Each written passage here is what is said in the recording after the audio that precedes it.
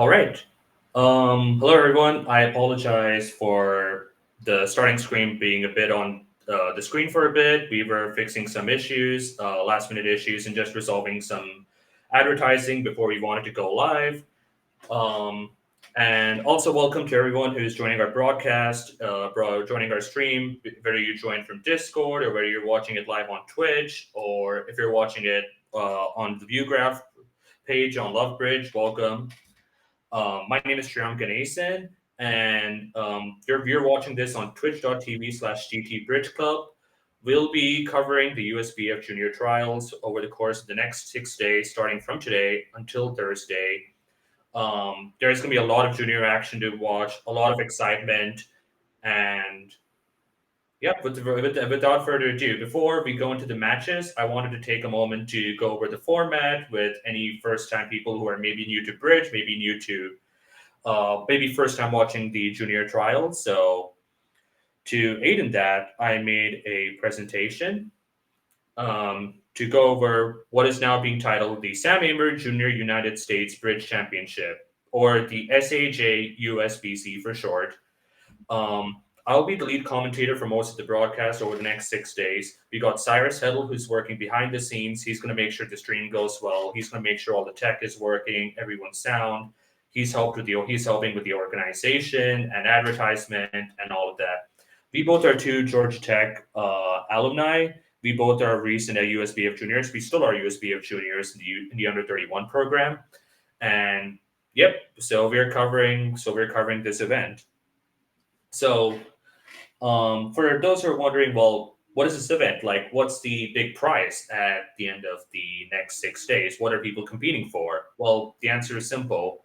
Like in almost every other sport in mind sport, bridge is no different. There is a world championship, and there's a world championship which is has no restrictions. There's world championships for mixed partnerships, in which case the team has to be like comprising of just mixed partnerships, and similarly, there's age restricted ones, which is you have to be below a certain age. This is to basically foster the growth of the next generation of bridge superstars. You know, the next Jeff Mextrots, the next Zia Mahmuds, um, the next Helgamos.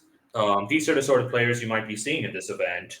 And there's going to be 6 days of competition. There are four categories in total. There's the under 26, there's under 21, there's under 16, and there is Rona, which is another term for the under 26 woman. These two terms are used interchangeably. So in the broadcast, if you ever hear us talking about Rona, know that we are talking about under 26 women. And there are a lot of teams, and there are a lot of teams who have entered this event in the US. The USA gets the opportunity to send two teams in each event because we're part of one of the smaller zones. And this is basically to decide who are the 226 teams, the 221 teams, the 216 teams, and the two Rona teams who will have the privilege to represent the United States in the upcoming 2025 World Youth Team Championship. This will happen around next July in 2025, based on previous years, but the dates have not been 100% announced yet. So, before we go more into that, more into players and what to expect, you may have noticed that this event is being titled the SAJU SBC, which is the Sam Amer Junior United States Bridge Championship. This is being named after Sam Amer. Sam Amer was a USBF junior um, who played bridge. He was born in 1993, and he sadly passed away last year suddenly. Um, I've also not prepared any notes on this. I wanted to say what I'm about to say from the heart on the spot. Um, Sam Amer is unfortunately someone I did not get to have a lot of interactions with. I was someone personally who started playing bridge much later than a lot of juniors who are my age. And I also got involved in competitive bridge, traveling for nationals and all that. And I never played in the junior trials myself. Um, so because of this, unfortunately, I didn't have too many interactions with him, but we were teammates a few times in online events, particularly the Reynolds team competitions, which were very popular post COVID. And we also played against each other maybe once or twice online. And the first time I got to meet him in person was in the 2023 Spring and ABC, which was a couple of weeks before he would pass away. And one thing I remember about him was he was always one of the warmest people. Like even though we had had very limited interactions online, he could immediately make me feel like I was like one of his best friends. I was someone like we'd known each other for so many years, and that was the kind of person he was. And he was always very happy. He was always very smiling. He had a very infectious smile, as you can see in the second photo. Um, and like no matter and if you played with him, and I know a lot of people can attest to this, no matter if you played really well, no matter if you played really good, he was always one of the most encouraging partners. He was always someone who would always want to just grab ice cream at the end and said, yo, we had a great time, like that's awesome, don't worry about it, like let's just grab some ice cream. And he always used to grab people by saying what up guy, which is one of my favorite bridge things. um and he also had a lot of success in the USBF junior scene. And the left photo is a photo taken of when he got the chance to be part of the USA second team, that is the USA 226 team a few years ago. And they would eventually go on to play in the World Championship event and have a strong performance. And after he graduated from the junior scene, um, he started having a lot of success. He became a full time bridge professional based in New York City. He had a lot of clients, and he was basically one of the emerging superstars in bridge. A lot of top 10 and APC plus finishes. He was he was basically one of those people who was always flirting with the with winning a national championship. It was probably going to come sooner than later. And but regardless of how good a bridge player was, and he was a really good expert bridge player, like he's going to be better remembered. I think he'll be better remembered as basically the ideal person you want to have at the bridge table, like bridge skill aside. And I wanted to say thank you to Sam Amer, thank you to Sam Amer's parents and the Sam Amer Memorial for helping promote these junior trials and bridge over the past year. I know it's been a lot, and there are a lot of memories people wrote about Sam Amer on Bridge winners. If you're in Twitch chat, please hit !Amer. That'll link to two Bridge winners articles. There are a lot of tributes to Sam Amer in those. Those probably could describe Sam Amer and share much more personal anecdotes than I can. And with that, um, let's meet the Georgia Tech Bridge players. Don't forget, this is the Georgia Tech Bridge Club stream, the official broadcast. So there are a lot of Georgia Tech bridge players we'll be looking out for over the course of the next 6 days. This was a photo taken from one of the recent Georgia Tech Bridge Club meetings less than a month ago, and in total there are going to be 7 Georgia Tech players who are playing this event. These are either current students or recent alumni who graduated not too long ago. So starting from the top left, going clockwise, we have Alan Young. He's playing in the under 26 category, and he'll be captaining Team Young. He is a recent aerospace grad, and he finishes undergrad at aerospace engineering recently at Georgia Tech. Now he's a first year's master's student in aerospace engineering. Now, then after that, we have Sharon Chu. She'll be playing with LSU in the Rona, that is the under 26 women's category.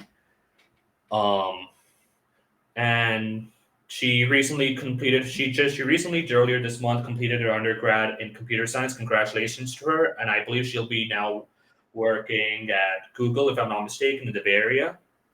Next, we've got Vasish Ganesh. He'll be one of 3 Georgia Tech players on Team Shang. This is in the under 26 category. He recently completed his bachelor's in computer science at Georgia Tech, and now he's proceeding with his master's at Georgia Tech.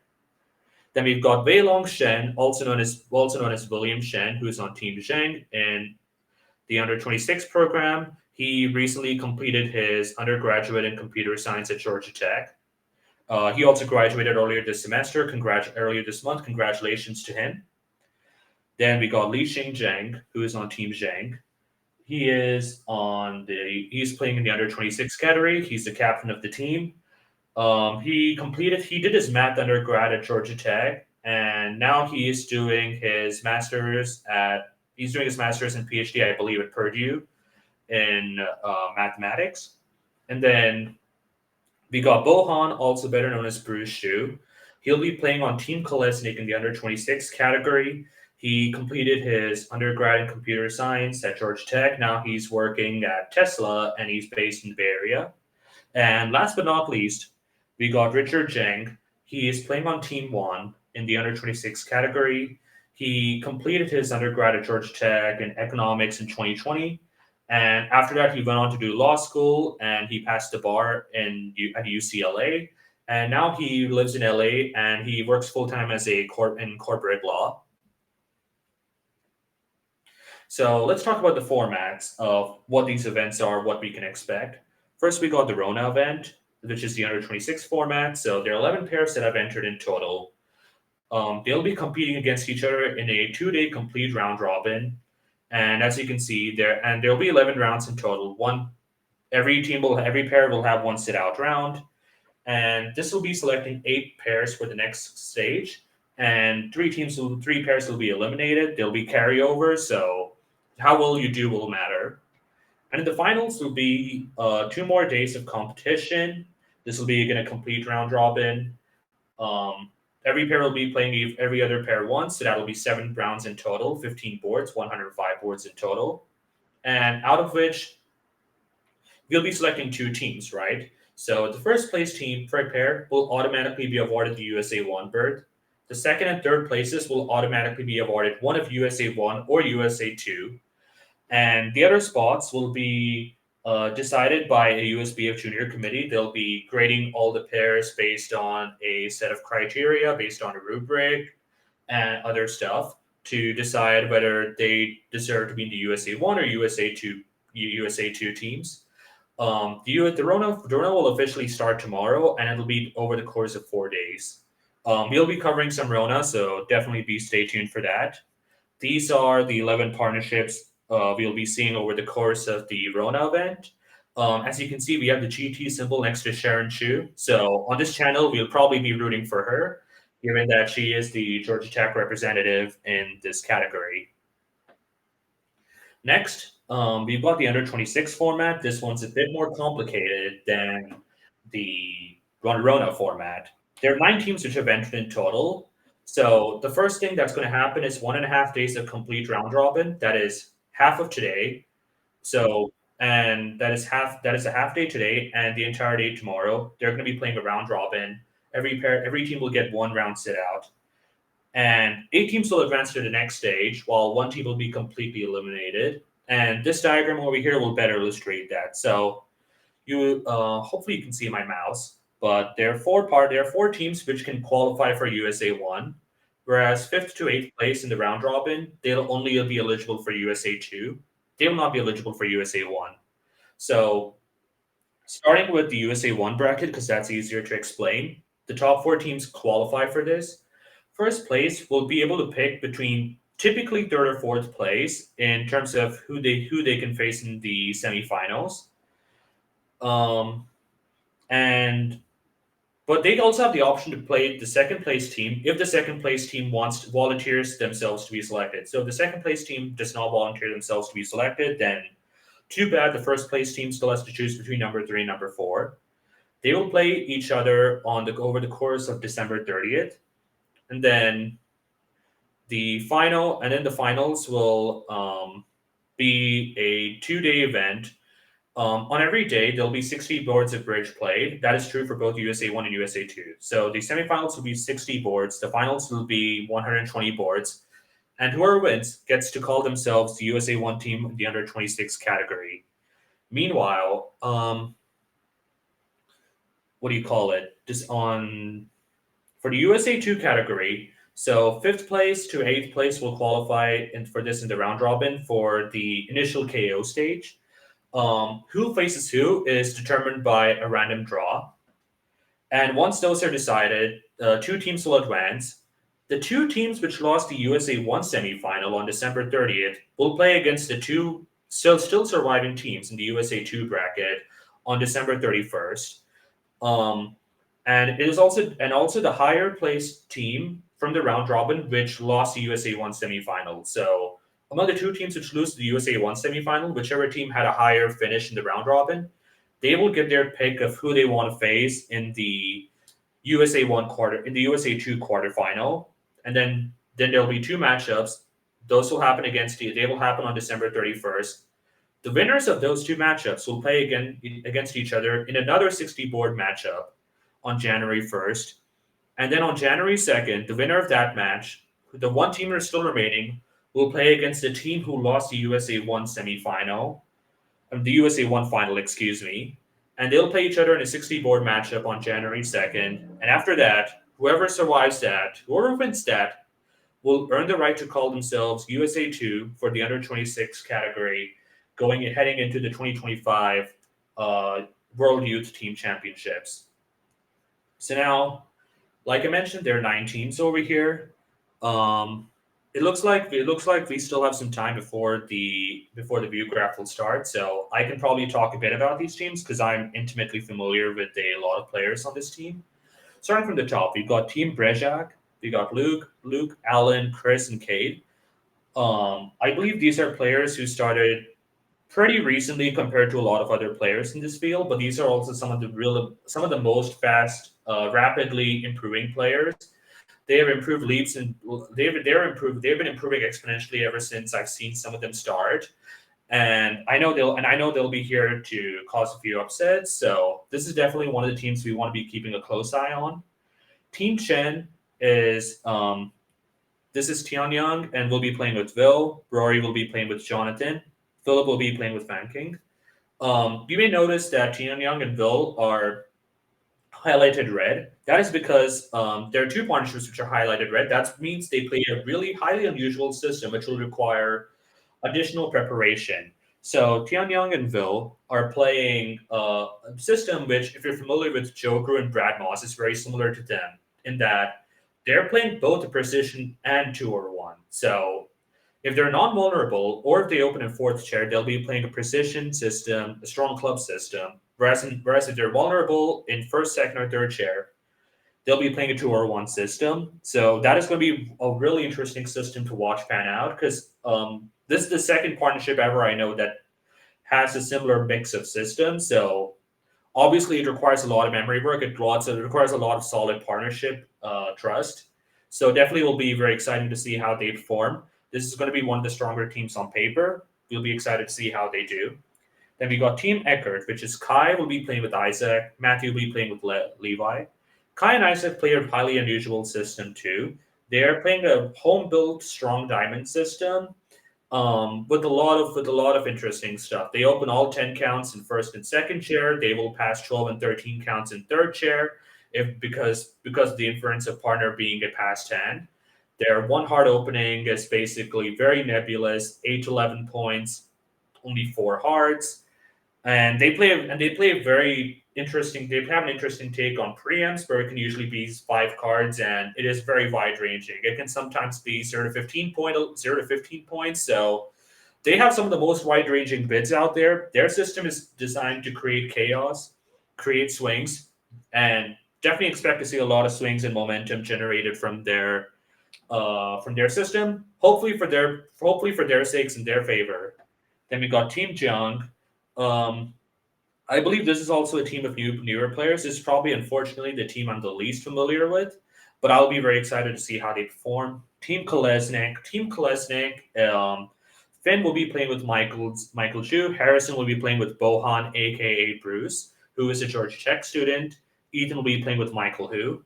This is probably on paper one of the two favorites in this entire event in the under 26 event. Um, Finn, Michael, Bruce, and Harrison all have either won or come in second place in an ABC Plus event in the last 3 to 4 years. So these are all very, very strong players who are already competing with the best of the best. Ethan and Michael, who are also no slouches, they also have a lot of successful finishes in an ABC Plus and limited events. They've all played for the USA internationally in some capacity in the past. At the junior level. Um, and yeah, definitely expect to see a lot of solid bridge played from these people. Then we got team one. We got Stella, who'll be playing with Olivia. Brent will be playing with Richard, who is a Georgia Tech alumni, and Cornelius will be playing with Jacob. Um, this is again, if you're a betting person and you want to play the odds game, this is probably one of the two favorites, also on paper, to be one of the top two teams. And these are all players, again, all of them have represented the USA, or in Jacob's case, Canada internationally in some capacity. Stella has come back from a very successful NABC. She came second place in the mixed pairs, in the NABC plus mixed pairs. Olivia also has come second place recently in the Freeman BAM mixed BAM a couple of years ago in the fall NABC. Brent and Richard have been a cornerstone in junior bridge as one of the more successful partnerships. They'll be playing a strong club system. They actually play a very similar, identical strong club structure to what I play with Cyrus, actually. So I'll be excited to watch them play. They also had success recently. They came second place in the 10K fast pairs. They've also played for USA internationally and medaled over there. Cornelius and Jacob. Cornelius also has played for USA internationally, medaled over there. He's done it all. Lots of strong finishes, also in an ABC Plus events. And Jacob Freeman, of course, he also has strong finishes. He's played for Canada internationally in the Bermuda Bowl. This team is not here to play. They're here to win the entire thing. Then we've got Team Young, which is uh, which is Yanlai Renu. I feel like I'll butcher this name, and Eric. This is also a really solid team. This is probably one of the dark horse teams in terms of they'll probably be looking to make an upset, and they might. And for all you know, they probably can upset one of the top two teams and make it to one of the top USA teams. I've played against this team multiple times in training. They're really solid players. They've also done well in G&T events recently at the NABC, so keep an eye out for them. We've got Team Young, which is Alan will be playing with Dan, Evan will be playing with Rohan. Evan and Rohan have had success playing for WashU. They both started out at WashU playing together, maybe playing 3 years ago. They've done really well in the collegiate circuit, having come second a couple of times. I believe they also won once. Then we've got Alan playing with Dan. They'll be playing an interesting system. Be playing a strong club system with Kokish relays. Um, Definitely keep an eye out for them. Alan Young, of course, is also a Georgia Tech former student. And then, last but not least, we got Team Zhang. Team Zhang is Li Xing, Wei Long, aka William, Wasish, and Tom. These are all Georgia Tech people. These are all people who basically, with the exception of Tom, learned how to play bridge starting at the Georgia Tech Bridge Club, much like myself. So obviously, I would be interested to see like how people who had a similar start to me in bridge, in terms of where they learned, how they will perform at this event. Um, and yeah, lots of exciting bridge to look forward to over the course of the next 6 days. Um, And yeah, that covers all the six teams we'll be looking at. Lots of exciting bridge, and definitely stay tuned. We'll be going live in a bit. We'll be going live in a bit with you, Graph, and thank you.